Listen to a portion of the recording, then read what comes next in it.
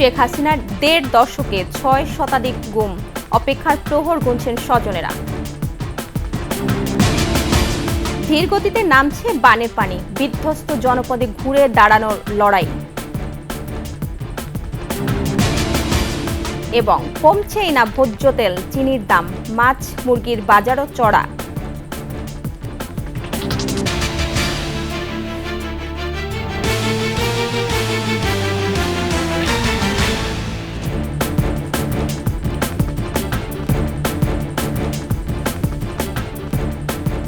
শুনছিলেন first security ইসলামী bank PLC সংবাদ শিরোনাম।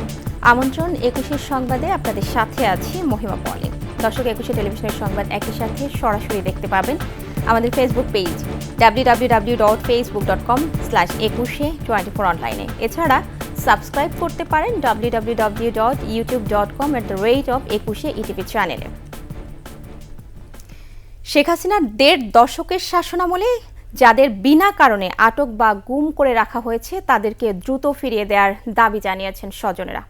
আর যেন বিচার বহির্ভূত হত্যা, আটক বা গুম না হয় সে দাবিও ছিল তাদের। মানিক শিকদার রিপোর্ট। কেন্দ্রীয় শহীদ মিনার, হাসিনার শাসনামলে গুম হওয়া মানুষের স্বজনদের কান্না।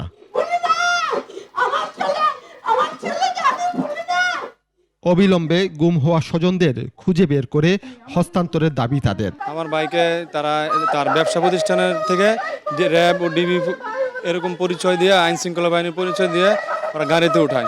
দেশ স্বাধীন হওয়ার পরও আমার স্বামীর এখন পর্যন্ত কোনো খবর আমরা পাই না। আমাদের এখন একটাই আশা, তারে ফিরিয়ে দিক অথবা তার একটা খোঁজ খবর আমাদের কাছে দিয়ে দিক। মানববন্ধনে অংশ নেয়াদের একজন ফারজানা আক্তার। তার স্বামী পারভেজ হোসেন ২০১৩ সালের ২ ডিসেম্বর থেকে নিখোঁজ। ১১ বছর ধরে ফারজানা খুঁজছেন তার স্বামীকে। সবাই বলে লাশ চাই, আমি লাশ চাই না, আমি আমার স্বামীকে ফেরত চাই। ও তো কোনো অন্যায় করে না, কেন লাশ চাইবো? বাবার ছবি ছাড়া আর কোনো স্মৃতি নেই আদিবার কাছে। আমার বাবা এমন কি করেছিল যে আমার বাবাকে এমন ভাবে তুলে নিয়ে গেছে। আমি আমার বাবাকে শুধু ফেরত চাই। আমি এই ছবি ধরে না, আমি আমার বাবার হাত ধরে হাঁটতে চাই। মা সন্তানের জন্য পথ চেয়ে আছে, ভাই ভাইয়ের জন্য অপেক্ষায়, সন্তান বাবাকে ফিরে পেতে আকুতি, অথচ কেউ জানে না কবে ফিরবে তাদের স্বজন। আমার বাংলাদেশ দ্বিতীয়বার স্বাধীন হওয়ার পরও আমরা এখনো পুরোপুরি স্বাধীন হতে পারিনি। আমি আমার বাবাকে ফেরত চাই। প্রধান ব্যক্তিটা যদি সংসারে না থাকে তাহলে মানুষের জীবনটা যে কতটা মানবেতর হতে পারে এটা তো একমাত্র যে ভুক্তভোগী সেই বুঝতে পারে, আর এটা তো অন্য কাউকে প্রকাশ করা সম্ভব না। আমার মা শয্যাশায়ী, আমার মার গত বছর হার্টে রিং পরানো হয়েছে 3টা। ভাবতে ভাবতে টেনশন করতে করতে আর একটা ফ্যামিলি 14 বছর হেড অফ দ্য ডিপার্টমেন্টকে হারিয়ে কিভাবে রান করে ভাইয়া, কিভাবে রান করতে পারে একটা ফ্যামিলি যে আর্নিং মেম্বারে অনলি 1% ছিল আমার বাবা? তার দোষটা কি ছিল? মায়ের ডাক সংগঠনের পক্ষ থেকে দ্রুত তাদের স্বজনদের পরিবারের কাছে ফিরিয়ে দেওয়ার আবেদন। গুমের সাথে জড়িতদের দৃষ্টান্তমূলক শাস্তিও দাবি তাদের। রাষ্ট্রীয় নিপীড়নকে জনগণের উপর চাপিয়ে দেওয়া হয়, জননিরাপত্তার এই ধারণাকে ভেঙে ফেলতে হবে, ডিজিএফআই-কে ঢেলে সাজাতে হবে। কল্পনা চাকমার সাথে অপহরণের যে জড়িত লেফটেন্যান্ট ফেরদৌস, তাকে কোনোভাবে তাকে গ্রেপ্তার বা জিজ্ঞাসাবাদ করা হয় না। ভবিষ্যতে আর কোনো মায়ের সন্তান বা পরিবারের সদস্য এমন করে গুমের শিকার না হয় সে ব্যাপারেও যথাযথ পদক্ষেপ নেয়ার তাগিদ স্বজনহারাদের। আমার নতুন সরকারের কাছে একটাই দাবি, আমার বাবাকে ফিরিয়ে দিন। আমার বাবার সাথে কি হয়েছে আমি সেটা জানতে চাই। মানিক শিকদার, ২১ টেলিভিশন, ঢাকা। বিশ্বের বিভিন্ন দেশে গুমের শিকার হওয়া ব্যক্তিরা এখনও অসহনীয় চ্যালেঞ্জের মুখে রয়েছে। তাদের সহায়তায় সমন্বিত পদক্ষেপ নেওয়ার আহ্বান জানিয়েছে জাতিসংঘ। আন্তর্জাতিক গুম প্রতিরোধ দিবসে যৌথ বিবৃতিতে সংস্থাটির মানবাধিকার বিষয়ক বিশেষজ্ঞরা এমনটাই বলেন। জানান, ন্যায় বিচার ও ক্ষতিপূরণ নিশ্চিত করা সত্ত্বেও বিশ্বের বিভিন্ন দেশে এখনও গুমের শিকার হওয়া ব্যক্তিরা নীরব থাকছেন।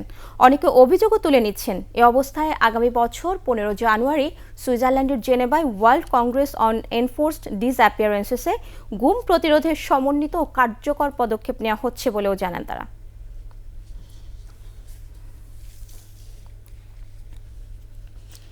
দেশের সার্বিক বন্যা পরিস্থিতির আরও উন্নতি হয়েছে। পানি কমার সাথে দৃশ্যমান হচ্ছে ক্ষয়ক্ষতির চিত্র। বন্যা পূর্বাভাস ও সতর্কীকরণ কেন্দ্র বলছে দেশের প্রায় সব প্রধান নদ নদীর পানি বিপদসীমার নিচ দিয়ে প্রবাহিত হচ্ছে। তবে গত 24 ঘন্টায় গঙ্গার পানি ফারাক্কা পয়েন্টে 5 সেন্টিমিটার বৃদ্ধি পেয়েছে। প্রতিনিধিদের সহায়তায় দেখুন ডেস্ক রিপোর্ট। ফেনীতে বন্যার পানি কমছে, ভেসে উঠছে ক্ষতচিহ্ন। ঢাকা চট্টগ্রাম মহাসড়কে লেমুয়া ও লালপুর এলাকায় বড় বড় গর্তের সৃষ্টি হওয়ায় যান চলাচল ঝুঁকিপূর্ণ হয়ে পড়েছে। ফেনী নোয়াখালী ও ফেনী সোনাগাজী আঞ্চলিক মহাসড়কের ব্যাপক ক্ষতি হয়েছে। গাড়ি চলাচল অবস্থায় এখন যানজট সৃষ্টি হয়েছে এবং কি দুর্ঘটনা হওয়ার সম্ভাবনা আছে। প্যাসেঞ্জার ক্ষতি হবে, গাড়ি উল্টে যাবে, রাস্তা প্রবলেম, রোড গাড়ি পরিস্থিতি ছাক্কা মাক্কা বাস্ট হয়ে যায়, রোডে গাড়ি দাঁড়ায় যায়। নোয়াখালীতে বন্যা কবলিত মানুষ খাবার, জ্বালানি ও বিশুদ্ধ পানির সংকটে ভুগছেন। ঘরবাড়ি ছেড়ে অনেক মানুষ এখনও বিভিন্ন আশ্রয়কেন্দ্রে। পৌর আশ্রয়কেন্দ্রে প্রতিদিন 20,000 মানুষের মাঝে খাবার বিতরণ করা হচ্ছে।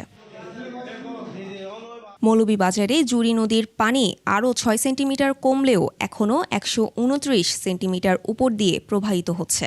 মনু ও ধলই নদীর পানি কমার পর ভেঙে যাওয়া বাঁধগুলো দ্রুত মেরামত করছে পানি উন্নয়ন বোর্ড। দুর্গত এলাকায় পানি সংগঠন সংস্থা ত্রাণ তৎপরতা অব্যাহত আছে। এদিকে কয়েকদিনের টানা বৃষ্টিতে চাঁদপুরের 8 উপজেলায় লক্ষাধিক মানুষ পানিবন্দী হয়ে পড়েছেন। অনেকে আশ্রয়কেন্দ্রে অবস্থান নিলেও খাবার সংকট সহ নানা দুর্ভোগ পোহাতে হচ্ছে তাদের। Mahiya Rahman, desk report, 21 television. আন্তর্জাতিক বাজারে কমলেও দেশে কমছে না সয়াবিন তেল ও চিনির দাম। দোকানিরা এজন্য ডলারের বিপরীতে টাকার দরপতনকে দায়ী করলেও ভোক্তারা দায় চাপাচ্ছেন সিন্ডিকেটের ওপর। এদিকে সপ্তাহ ব্যবধানে বাজারে বেড়েছে মাছ ও মুরগির দামও। মেহেদী হাসানের রিপোর্ট। আন্তর্জাতিক বাজারে 2023 সালের 31 জুলাই প্রতি মেট্রিক টন সয়াবিন তেলের দাম ছিল $1,135 মার্কিন ডলার। এক বছরের ব্যবধানে 31 জুলাই 2024-এ এসে সেই সয়াবিন তেলের দাম দাঁড়িয়েছে প্রতি মেট্রিক টন $1,079। অন্যদিকে খুদ মার্কিন যুক্তরাষ্ট্রের বাজারে প্রতি কেজি চিনি এখন বিক্রি হচ্ছে 44 সেন্ট বা 52 টাকায়। অথচ এই দুটি পণ্যই দেশের বাজারে অনেক বেশি দামে বিক্রি হচ্ছে। দোকানিরা বলছেন মিল মালিকরা না কমানোয় তারা দাম কমাতে পারছেন না। কোম্পানিগুলো এখনো আগে যে রেটে সেই রেটে আমাদেরকে মাল দিচ্ছে, তেমন কিছু কমে নেই। আমাদের তো ওইখান থেকে যদি ছাড় দেয় তখন তো বাজারে সব জায়গায় থেকে রেট কম হয়ে যাবে। ক্রেতারা বলছেন এ দুটি পণ্যের বাজার গুটি কয়েক কোম্পানির হাতে জিম্মি হয়ে পড়েছে, তাই তারা ইচ্ছে মতো মুনাফা লুটছে। ইন্টারন্যাশনাল মার্কেটে যাই হোক না কেন আমাদের এখানে দাম কখনোই কমে না, আর যদি বাড়ে সঙ্গে সঙ্গে ওই দিনই বাড়ে, কিন্তু যদি কমে তখন অনেক ধরনের অজুহাত।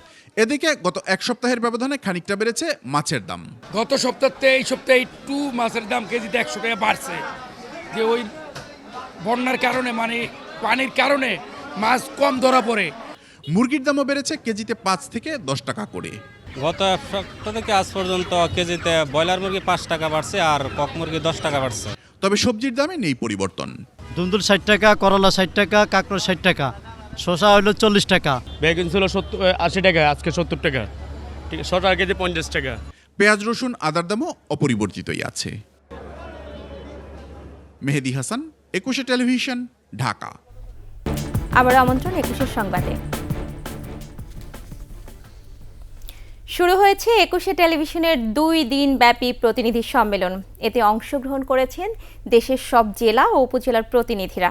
21 টেলিভিশন ভবনে সম্মেলনের উদ্বোধন করেন প্রধান সম্পাদক ও বার্তা প্রধান রাশেদ চৌধুরী। এ সময় অন্যদের মধ্যে উপস্থিত ছিলেন 21 টেলিভিশনের national desk in-charge Mushfika Naznin, chief reporter Dipu Sarwar এবং প্রশাসন ও মানব সম্পদ বিভাগের প্রধান মেজর নাসিম হোসেন অবসরপ্রাপ্ত। এই সম্মেলনের মাধ্যমে প্রতিনিধিরা নতুন উদ্যমে 21-এর চেতনায় গণমানুষের কথা তুলে আনবেন বলে প্রত্যাশা ব্যক্ত করেন উদ্বোধনী সেশনের বক্তারা।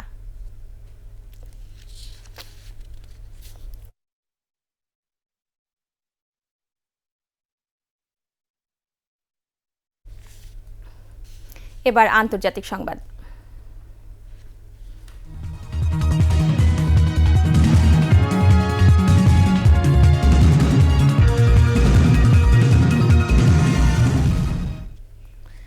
যুক্তরাষ্ট্রের প্রেসিডেন্ট নির্বাচিত হলে নিজের মন্ত্রী পরিষদে একজন রিপাবলিকান রাখবেন বলে জানিয়েছেন ডেমোক্রেটিক দলের প্রার্থী কমলা হ্যারিস।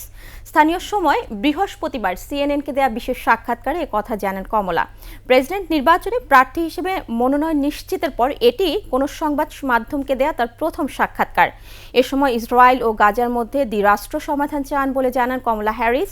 সাক্ষাৎকারে অভিবাসন নীতি নিয়ে নিজের অবস্থান পরিবর্তনের ব্যাখ্যাও দিয়েছেন বর্তমান ভাইস প্রেসিডেন্ট কমলা হ্যারিস নিজের জাতিগত পরিচয় নিয়ে প্রতিদ্বন্দ্বী ডোনাল্ড ট্রাম্পের তোলা প্রশ্ন নাকচ করে দেন সিএনএনকে দেয়া এই সাক্ষাৎকারে।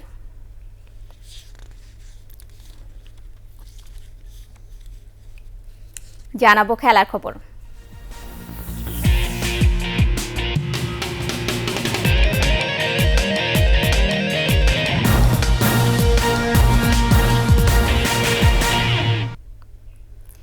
রাওয়ালপিন্ডিতে বাংলাদেশ পাকিস্তান সিরিজের দ্বিতীয় টেস্টের প্রথম বৃষ্টির কারণে পরিত্যক্ত হয়েছে। প্রথম টেস্টেও বাগড়া দিয়েছিল বৃষ্টি। এদিন বাংলাদেশ সময় 11টায় খেলা শুরু হওয়ার কথা থাকলেও বৈরী আবহাওয়ায় সে সময় হোটেলেই ছিলেন দু দলের খেলোয়াড়রা। স্থানীয় সময় দুপুর 12টার কিছুক্ষণ পরেই প্রথম দিনের খেলা পরিত্যক্তের ঘোষণা আসে, যদিও সময় বাকি ছিল প্রায় 2 সেশন। তবে বৃষ্টির তোপে খেলা শুরু হওয়ার সম্ভাবনা দেখেননি আম্পায়াররা। রাওয়ালপিন্ডিতে প্রথম টেস্টে 10 উইকেটে জিতে এগিয়ে আছে বাংলাদেশ। শেষ করছি 21 সংবাদ। যাবার আগে ফার্স্ট সিকিউরিটি ইসলামী ব্যাংক পিএলসি সংবাদ শিরোনামগুলো জানাবো আরও একবার। শেখ হাসিনার 1.5 দশকে 6 শতাধিক গুম, অপেক্ষার প্রহর গুনছেন স্বজনেরা। ধীর গতিতে নামছে বানের পানি, বিধ্বস্ত জনপদে ঘুরে দাঁড়ানোর লড়াই। এবং কমছেই না ভোজ্য তেল চিনির দাম, মাছ মুরগির বাজারও চড়া।